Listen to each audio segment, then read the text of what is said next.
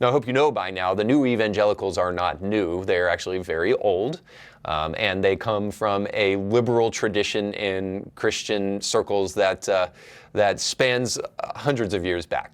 And then I hope you also know, don't let the name fool you, they're not evangelical either, because they will give all sorts of hot takes without ever consulting scripture like this.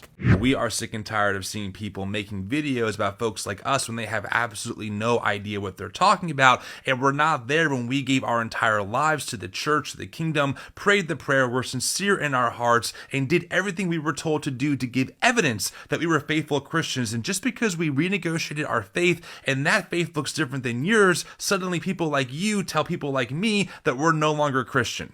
Now that's interesting. I'm very curious as to who Tim is negotiating with. If he's negotiating with God, I think you're going to lose that one, Tim. He has the habit of actually kind of being a pretty good negotiator, Jewish and all.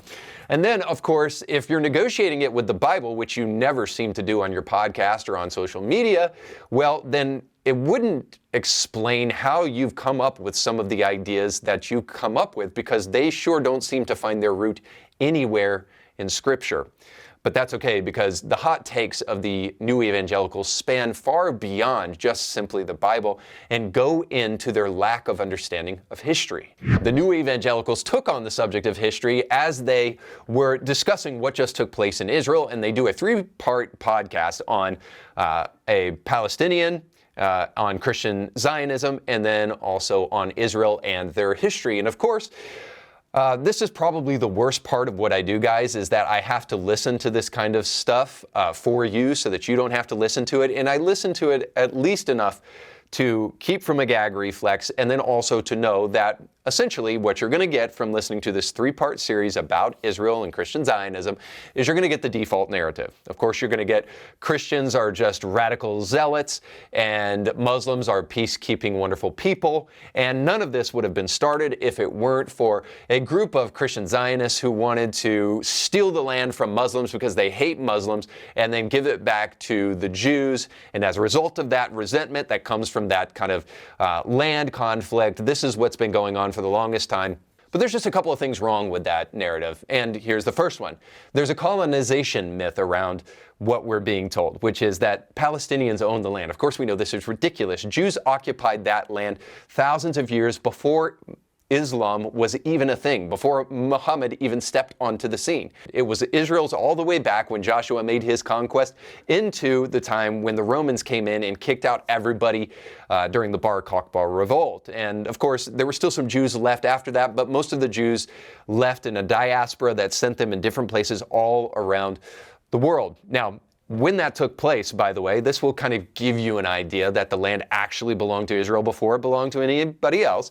The name of that land was Palestine, given to them by the Romans, because the name actually means adversary. So it was almost kind of poking fun at Israel by naming the land after Israel, who was an adversary to the Romans at the time because they were so pesky to the Romans.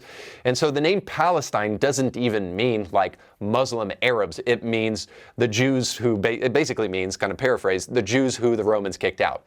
So in other words, the name for the area today could just be another name for Jews. So the land itself was not only preoccupied by the Jews before the Romans, but it was also named after the Jews because it was their land. Now, of course, we need to go a little bit deeper, too, to understand that this is not Palestinian land in the way that we think about it today in terms of Arab Muslims owning the land. Because after the Jews were kicked out, and after, of course, Muhammad did his thing, in about 1500, where this land was mostly occupied by Muslims during conquest during the Crusades, the Ottoman Empire moved in, and then they instituted a feudal system, took over the land, and it became Turkish Ottoman Empire up until World War I.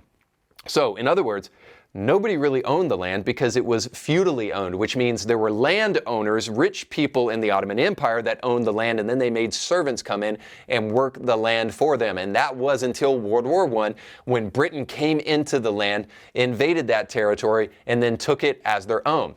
Now, shortly after that, a group of Christian Zionists within the Britain government decided that they wanted to bring this land that was taken from the Ottoman Empire and bring it back to the Jews. And they wanted to kind of allow the Jews to go back to their homeland. So this Christian Zionist movement actually was a very sympathetic movement to Jews that wanted to take these people who were kicked out of their homeland ages ago and allow them to come back to it. And of course, what resulted from that was something called the Balfour Declaration, which was backed up by the League of Nations, which essentially was a declaration that said, we're going to give this land back to the Jews. Now, two things to note. First of all, throughout the podcast from the New Evangelicals, we hear about Christian Zionists being anti-Semitic, or we hear that Christians, at least in general, during the Crusades, were so evil to Muslims and to fellow Jews. And of course, we don't hear at all about the radical militant Muslims who are presently trying to exterminate the Jews. We hear nothing about that. Of course, Christians are just the bad guys. But here we see that Christians actually were the good guys. And the second thing to know about this is that they were trying to help the Jews go back to a land that was mostly uninhabited, except for a few places. Now, the places that were inhabited created what is called the two-state solution. Because what actually took place in Britain's government is that there were some British who didn't want to give the land to the Jews, not because they loved Muslims, not because they felt like it was Palestinian land. Of course, there was no Palestine to speak of at the time. Not because of that, but because they wanted oil, of course. That's why they didn't want to put Jews back into this land that was mostly uninhabited. They didn't want other oil-producing nations to be upset with Britain. But of course, Christian Zionists pushed past that very selfish desire and said, no, we want to do this.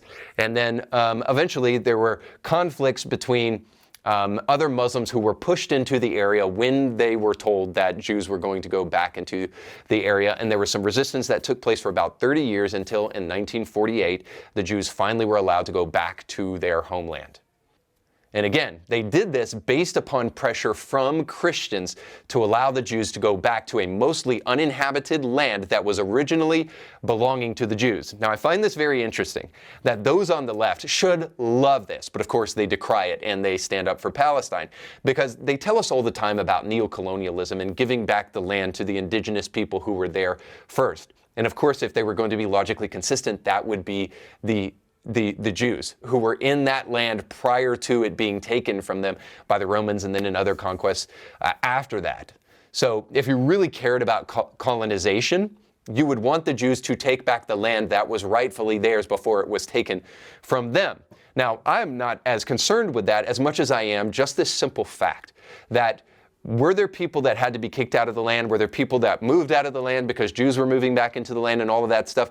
The fact is that some of the facts of what took place is really kind of gray, and we don't completely know. We know just simply this, that whatever territory was there after the Ottoman Empire, where nobody owned land, and then the British came in and took over, it was mostly nomadic kind of people who were not Arab Muslims who were in that land at the time.